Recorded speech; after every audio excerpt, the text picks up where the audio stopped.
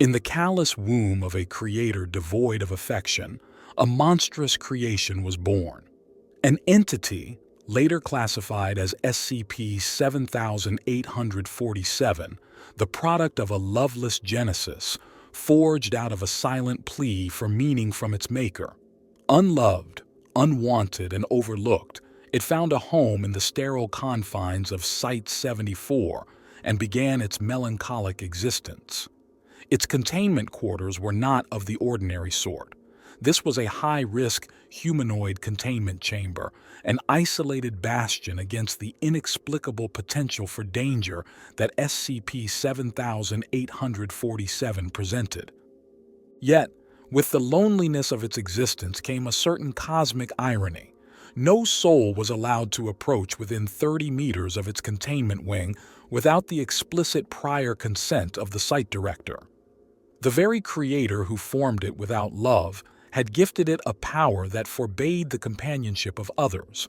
This was no mere safety measure, but rather a haunting echo of its woeful inception. The personnel assigned to SCP-7847 carried a heavy burden. Their duty required them to forsake attachment, to renounce any sentimental bonds they might have formed with objects.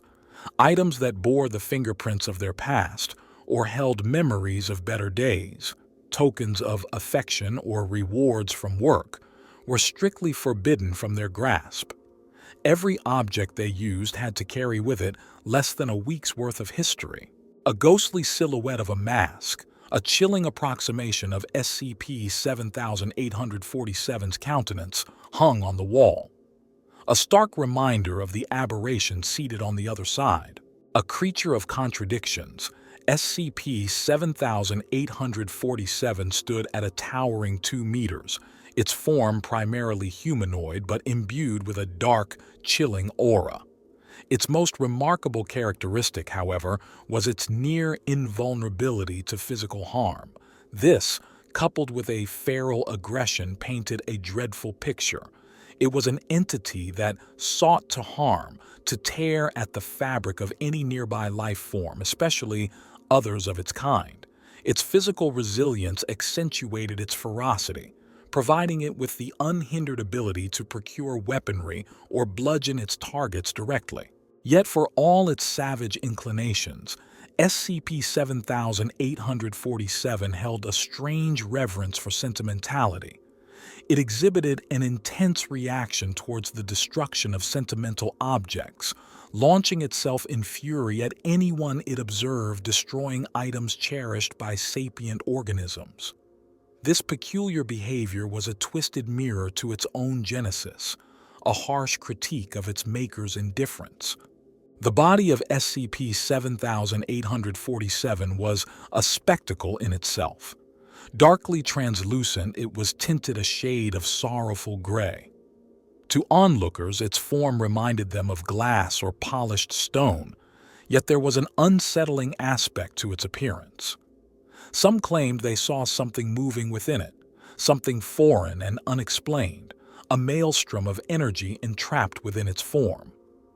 The origin and properties of this inner turmoil remained a mystery, yet it symbolized the turmoil of SCP-7847's existence, an entity created without love, craving sentimentality, bounded within walls of isolation and hostility. In the heart of the enigma known as SCP-7847, a mask clings. Not just any mask, it bears striking resemblance to a Japanese-style Onano mask, its chilling visage attached to all relevant data entries. It has proven itself an intrinsic part of SCP-7847, an inseparable extension. The mask, with its impenetrable surface, mocks all attempts at examination, leaving the courageous yet unfortunate personnel who dare to lay probing hands on it severely wounded. The mystery surrounding SCP-7847 deepens further with its silence. It refuses to speak, to elaborate on its existence or intent, to shed light on any possible emotional turmoil. The eerie quietude emanating from SCP-7847 has become a constant, a silent abyss stretching and swallowing any hope of deciphering its true nature. It was an unremarkable summer's day, June 13th of the year 2024, when SCP-7847 was first unearthed. Its discoverer, Dr. Amagi Seiryu, had been drawn to Media, Pennsylvania, following cryptic trails of inexplicable dispersions of anomalies and Japanese artifacts in the local dump of the small town. The dissected remnants of these artifacts were traced back to a looming wastewater treatment facility nearby. It was within these cold mechanical confines that the pieces fell into place, matching the missing entries from the catalog of Rekihaku, the prestigious National Museum of Japanese History. It was found wedged within the concrete ribs of an aqueduct, lifeless and seemingly mundane. SCP-7847 was considered to possess no anomalous properties, its peculiarity limited to its physical manifestation. Swiftly extracted from its resting place, it was relegated to a nondescript locker for mundane items. Only when the doors to Site-74 swung open did SCP-7847 come to life, stirred from its dormancy by the derisive laughter of a personnel who had dared to dismiss it as junk, ridiculing its haphazard appearance. At the sound of condescending laughter, SCP-7847 woke. It rampaged, cutting a path of death through the facility. One by one, workers fell beneath its wrath, their lives extinguished. It took 20 human sacrifices before its rampage was quelled, violently subdued and placed under strict containment protocols. In the aftermath of the massacre at Site-74, a thread weaving SCP-7847 to a mysterious entity known as Cherry Blossoms Rise Inc. was found. Its connection was unearthed during an ongoing investigation into the audacious theft from the Rekihaku Museum's gallery. With this new discovery, darker secrets hide within the folds of SCP-7847's silence, waiting to be unraveled. The mystery spiraled ever deeper as the shadowy corporation, Cherry Blossoms Rise Inc., was thrust into the limelight. Two curators, stewards of culture and history, had been seduced by the allure of sizable sums. Their greed led them astray from the honorable path of preserving the past and straight into the arms of this enigmatic entity, trading their innocence and the museum's precious collection for wealth and status. Cherry Blossoms Rise Inc., they had said, was a research group with a curious objective, steeped in archaic mystery and folklore. They alleged that the corporation was engrossed in the study of artifacts from the Japanese Middle Ages, all in the pursuit of the elusive elixir of life, the promise of immortality whispered through the ages. Forensic accountants, with their uncanny knack for tracing paper trails, found themselves stumped.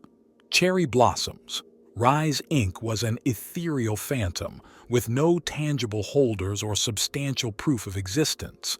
The only thing that marked its presence was a series of warehouses, their locations revealed through listed addresses. However, these warehouses, rather than housing answers, were filled with peculiar waste material, a majority of which was unsalvageable. It was as though they were dealing with the ghost of an organization. While the corporeal existence of the company was ambiguous, unmistakable evidence pointed towards it operating as a subsidiary of the dreaded group of interest 012.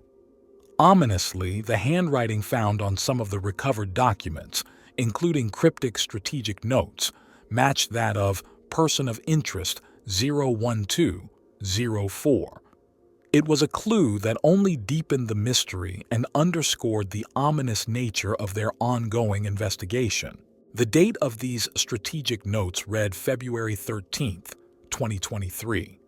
They bore the weariness of a mind weighed down with repeated failures, a scientist wrestling with an elusive problem that seemed simple, yet proved complex. In the note, the scientists bemoaned the challenge of crafting the perfect autonomous assassin. Despite the advent of modern AI technologies, the development of such an entity remained elusive. The note revealed a schism in the ranks.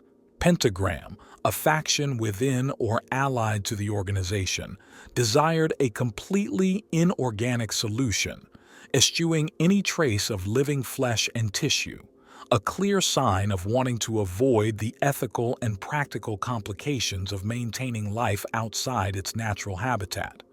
However, factions like Valravan argued for the need to preserve the human will, insisting on a level of improvisation that seemed unachievable without the complex nuance of humanity. This conflict of philosophies added another layer to the intrigue surrounding the elusive Cherry Blossoms Rise Inc. Corporate politics and greed are as old as time, and in every age they birth new monstrosities. Across the multitudinous boardrooms and think tanks, there are certain universal truths that become evident. One such truth was that it was financially imprudent to attempt to solve every individual problem in isolation. The reason? Consumers. As soon as one demographic glimpsed the benefits the other enjoyed, they clamored for parity, even if it cost them more or promised a host of potential complications. The better course was to aim for an all-encompassing solution, a cure-all that satisfied everyone's varying needs in one fell swoop. The blueprints for such a panacea did exist. They were stashed away in the recesses of my mind, a reservoir of knowledge that was constantly brimming with ideas. But Mother, the AI entity overseeing the project, had deemed it impractical to draw from this wellspring of ideas months prior. This was due to the sheer complexity and expense of the concepts housed within. As such, the burden had fallen upon my shoulders to find a substitute, a workaround that could satisfy everyone. The engineers had been given their shot to solve the riddle. They failed. Their mortal hands and limited imaginations were ill-suited to the task, and their lack of progress indicated that a timely solution was unlikely if left to their devices. It was January 4th, 2023, when I began chronicling my new approach in the R&D strategy notes. I had found a potential solution in an unexpected place, the world of Japanese folklore, Tsukumogami, creatures of myth said to inhabit inanimate objects when they reached a certain age. It took extensive research and experimentation to fully understand these mythic beings, but my efforts bore fruit. These spirits were the perfect tools for my needs. They lacked the ability to make individual decisions, making them easily controllable, yet they retained a certain proximity to humanity, making them ideal candidates for obedience when paired with a potent magic channel. Their existence in the realm of the inorganic also held significant appeal.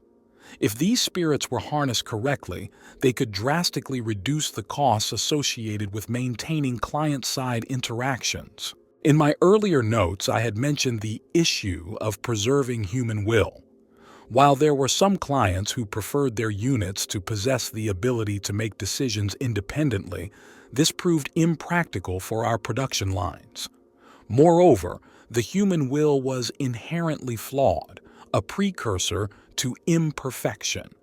This flaw often manifested itself in the decision-making process around contentious issues, resulting in unnecessary complications and conflicts. This was where the Tsukumogami came in.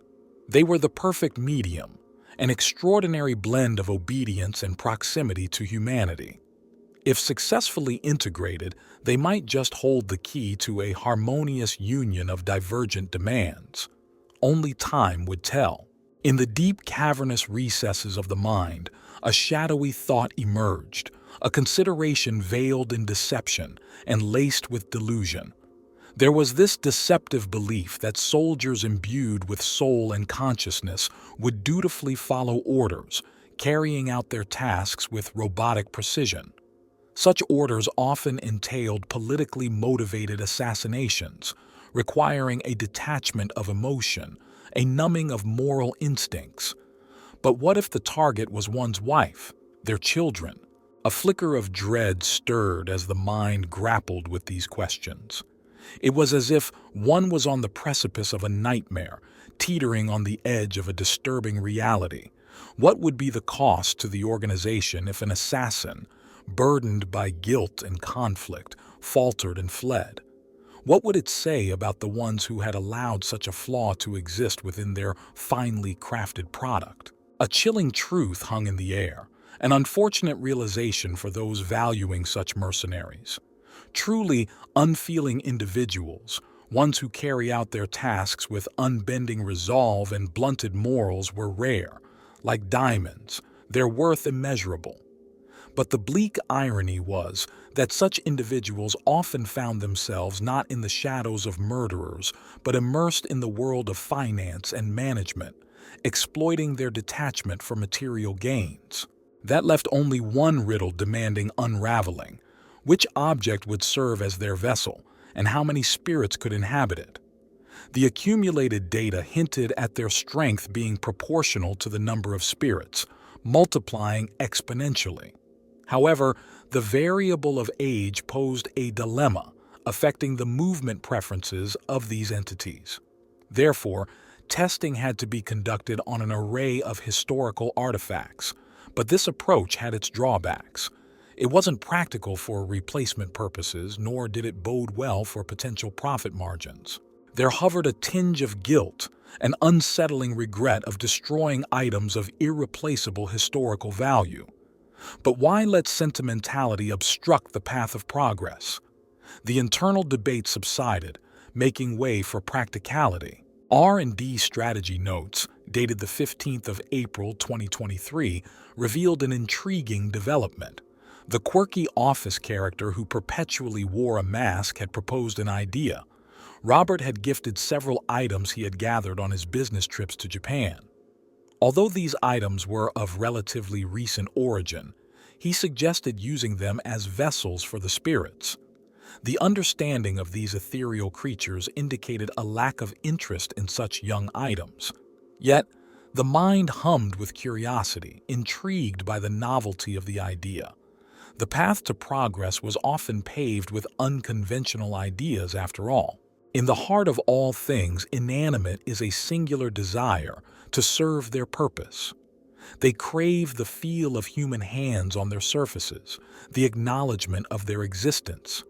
Invisibility to them is a fate worse than neglect. Robert had often ruminated on this, the insatiable need of tools, teapots, and the like to fulfill their destiny, an existential imperative that dwarfed the caprices of humankind. He had often wondered what serenity the world could attain if only it imbibed this simple precept of purpose. Yet, in a twisted irony, the very quality that made them desirable, their invulnerability, was their Achilles' heel. To imbue something with invulnerability was a challenge of its capability to withstand the torrent of the initial spell. At the crux of it all lay the paradox of preservation, the immaculate condition of the artifact being inversely proportional to its adaptability. Without enough fortitude, the object would crumble under the weight of the enchantment. Disturbingly, this made acquiring suitable materials arduous, especially when dealing with Japanese relics. Museums were treasure troves of such artifacts. However, the price to dip into those troves was astronomical. He had found himself at the mercy of exorbitant bribes, each one gnawing at his conscience and his coffers. He pondered on an alternative, an artificial aging process. They could manipulate the masks, fashioning suitable abodes for the tsukumogami on a scale they desired. Yet, it was a dangerous path strewn with uncertainties. The alternative was to rent the objects, preserving them as rare, one-off models. The enigma surrounding the creation of SCP-7847 by POI-01204 haunted Robert. Theories were multiple, but concrete evidence was scarce. Thaumic comparative analysis had shed some light on the mystery. The scattered materials at the warehouses and the area of initial discovery spoke of a violent, wasteful, deleterious process. The specter of these findings was chilling. It whispered tales of 1296 malformed spirit signatures and the untimely demise of 1133 souls. Echoes from a past era, the 15th century, a time of turbulence and transformation. The economic implications were equally staggering. The endeavors had cost a mind-boggling $300 million. The recent tax cuts had been a fortunate windfall, fueling the machinations of GoY012's investments in Pennsylvania. Each revelation added a new layer to the mystery, pulling Robert deeper into its cryptic depths. The tragedy of the past and the implications for the future were like two faces of a gloomy Janus, each face reflecting the horrifying consequences of this clandestine operation. Somewhere, encoded in the temporal blur of the year 2023, R&D strategy notes began to hatch, like cryptic eggs in the nest of the unknown. An unbearable reality unfolded. The creation worked, but its form was an emotional gauntlet that took a toll on its creator. The entity was devoid of facial expression, an emptiness that bore an unsettling stare, discernible only in the mind of its observer. It looked back without eyes, the spectral whiteness of its facial features standing in stark contrast against the living flush of human color. It was as if the cold alabaster of its visage was deliberately designed to mock human vitality. In its downtime, it would often linger at an empty window or be found staring at the insignificant potted plants scattered around the room. To the casual observer, it might have seemed contemplative or lost in thought. But the question that nagged at its creator was whether it could process the concept of beauty or had any ability to appreciate aesthetics. Pondering this, she found herself questioning the nature of her work. Could it be considered art? The idea of mixing art with business felt unseemly, perhaps even gauche. But she found herself at a loss for words, trapped in a linguistic maze, unable to articulate the profound dishonor this creation felt to her professional pride. The way it moved, it was far from graceful. It would spontaneously jerk and twitch with a wild abandon uncharacteristic of her former designs. Its gait was even stranger. As it walked, its legs moved in alternating directions, creating an audio-visual discordance that resembled a whisk scraping against a metal bowl. Initially, she thought she had failed to design its locomotive aspect properly. But this seemingly errant design was actually superior to many of their previous android blueprints. There was a digital prescience in its movements, a predictive programming that allowed it to overcome stumbles and reach top speeds of 80 kilometers per hour. But all this advanced functionality did not make up for its haphazard appearance. The sight of it ambulating was enough to churn her stomach, her body rebelling in a visceral disgust. It was capable of executing lethal maneuvers with startling accuracy, yet it was as unnerving as entrusting a harvestman with a weapon, or expecting a shattered vase to bleed out an aggressor. She knew this wouldn't pass. No buyer would accept such malformations, nor its idling idiosyncrasies. The fact that it seemed to derive pleasure from watering plants, a behavior that was not a part of its programming, only added to the mounting discomfort. It did not belong, and in that realization she felt the sting of her own failure. The creation before her was a stark reminder of the blurred line between progress and abomination. The notion of trust in the rusted and battered artifact was laughable.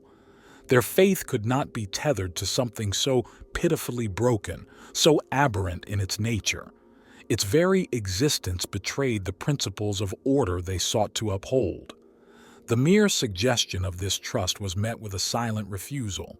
The tarnished notes from the research and development strategy meetings dated at some point in the shadowy lees of 2023 echoed this sentiment. The revelations that lay within these pages were as shattering as they were damning. The fickle mistress of truth was a cruel beast, clawing its way into reality and tearing away at the veneer of ignorance. His mother, a woman as formidable as she was secretive, had spun around the grotesque entity, her gaze steeped in a mixture of scorn and eerie fascination. Her unfavorable verdict was swift yet unexpected. She likened it to an unborn, incomplete life, prematurely terminated. The sickening analogy hung in the air like frost on a winter's morn, an aborted fetus, the undesired consequence of a poorly executed creation. Strangely, she possessed an uncanny ability to perceive the malformed interior architecture without ever having to physically engage with the object. Her proposal to dispense with the anomaly was blunt, the sort of ruthlessness born of familiarity with such monstrosities.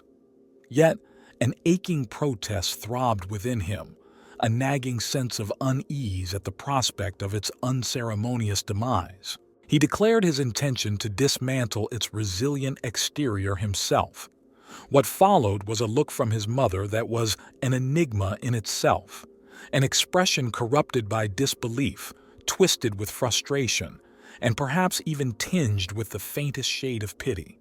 Could it be repulsion, or was it a display of bitterness sprouting from the loamy depths of her own ire?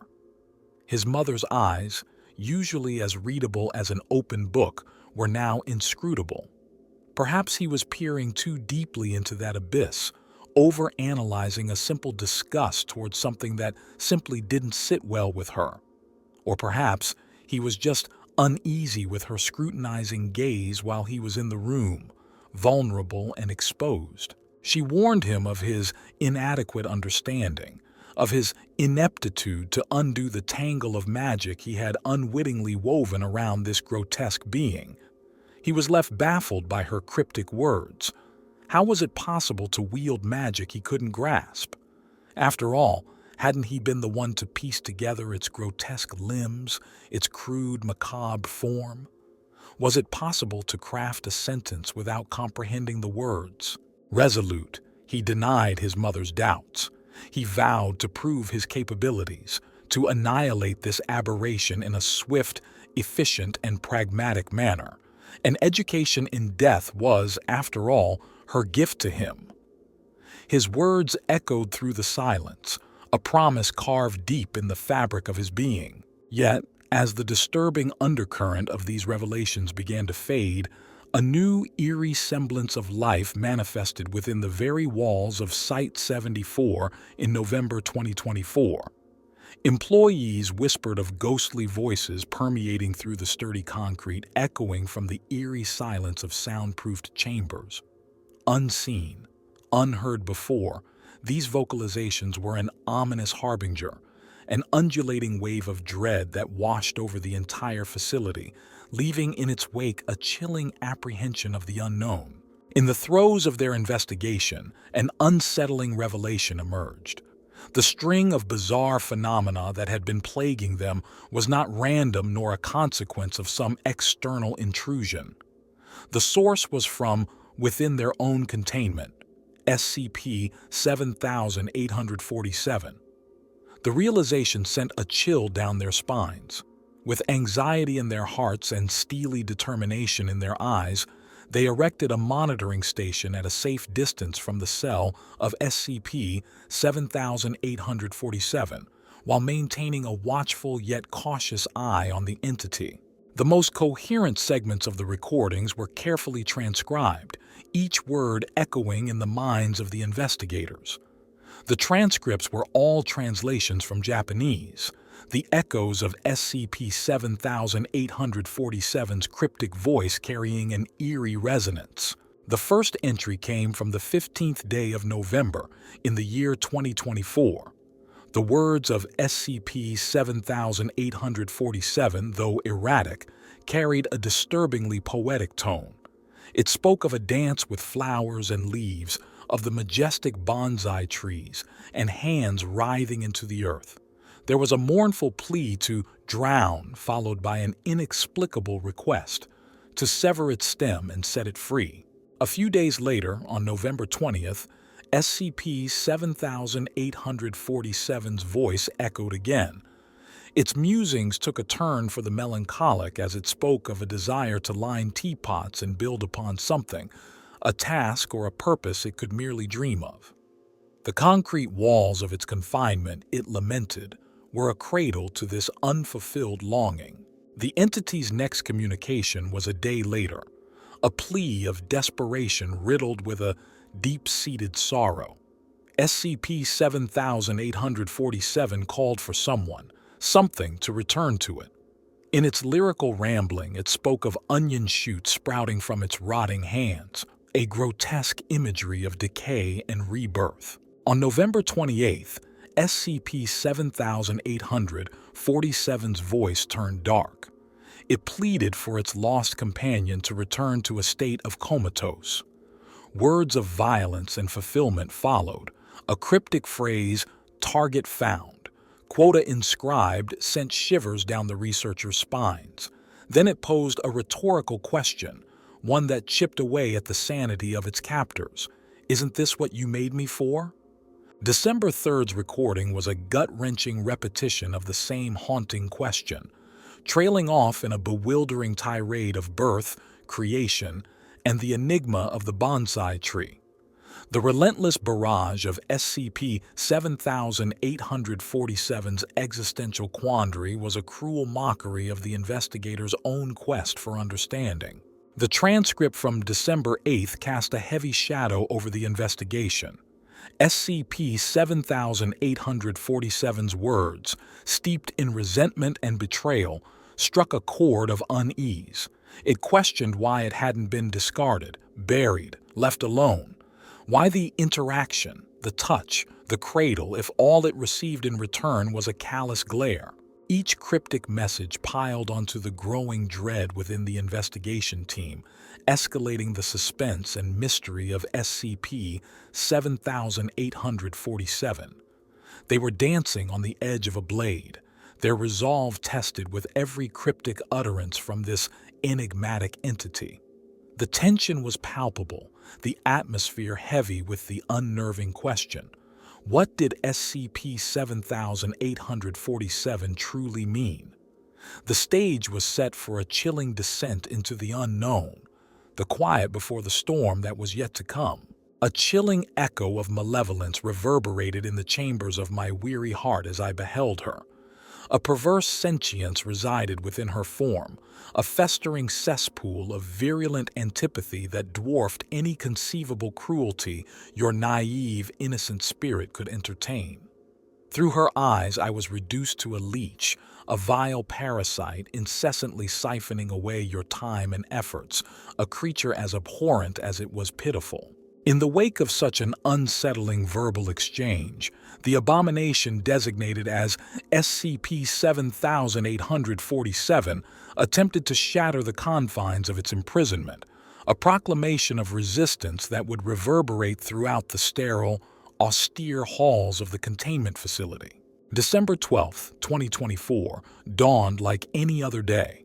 Yet within the bleak, cold walls of the containment cell, a voice was heard, a mournful plea echoing with the anguish of a tortured creature. "Pierce my abdomen with your blade and string me up upon the timbers of a tree. Let the merciless sun sear our flesh together, my Creator. Lay your intentions bare before me, etch them into the marrow of my being. You crafted me with an inherent fortitude, a resilience that denied even the concept of shattering. But now, I find myself on the precipice of dissolution, a brittle shell crumbling under the weight of my own existence without your guiding hand. Is this a twisted farce, an abysmal failure of a performance? Is this the purpose for which I was created? Is this the destiny carved into my core?" The same haunting query plagued the entity as the days blurred into one another. December 22, 2024, was marked by the same desperate refrain, a constant pulse echoing through the desolation of the containment cell. On the 29th day of that fateful December, SCP-7847 executed a successful containment breach. It harvested a grim toll of 30 lives, leaving in its wake a trail of death and destruction that spanned the once secure Site-74. The casualties were heartbreakingly personal, their end delivered through items that held a deep sentimental significance to them. The other 15 souls were reaped by an array of weapons that SCP-7847 had scavenged from fallen guards and cadavers in its path. The creature was traced back to its initial place of discovery, a graveyard of discarded objects where it had massacred any unfortunate civilian within its radius. Mobile Task Force Beta 5, known as the Unmaskers, were deployed to subdue the abomination, but their efforts merely resulted in a further escalation of casualties. With a staggering 80% fatality rate, the squad was forced to call for reinforcements. Perched upon a mountain of discarded relics, SCP-7847 began to vocalize once more, the twisted melody of torment and despair echoing ominously through the quiet junkyard. The entity's supernatural voice echoed with an existential lamentation, profound and agonizingly melancholic. The confounding purpose that had once propelled it was now lost in the shadows of its tortured existence. No joy unfurled within its formless heart when it shattered bones or crushed lungs. The sanguinary tasks it once performed were now monotonous and joyless, devoid of the sense of satisfaction it had once cultivated. The sable entity, an aberration of nature, was now on the brink of its own demise.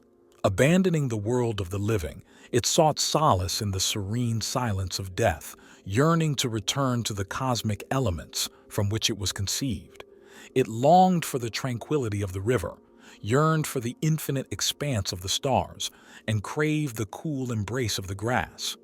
Each of these elements, it knew, had burned with an intensity surpassing a star's brilliance to birth it into existence. Time, as it existed for the entity, was an enigma.